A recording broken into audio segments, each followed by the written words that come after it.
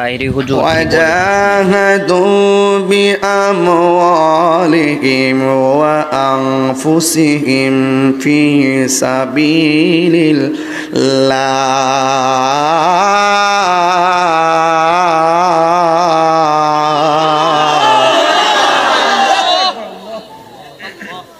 মাল দিয়া জিহাদ করতে হবে। তাইলে বোঝা গেল ওয়াজ মাহফিলে, এই মাহফিলটা করতে তো সংগ্রাম হয়েছে, কথা কোন ঠিক কিনা? এটাও একটা জিহাদ।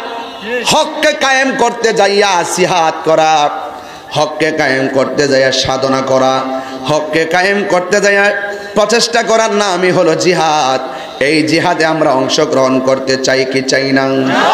আর জোরে বলুন, চাই কি চাই না? কেমন ভাবে চাইতে হবে? হযরত সাদ ইবনে মুআজ রাদিয়াল্লাহু তাআলা আনহুর আম্মা যুদ্ধের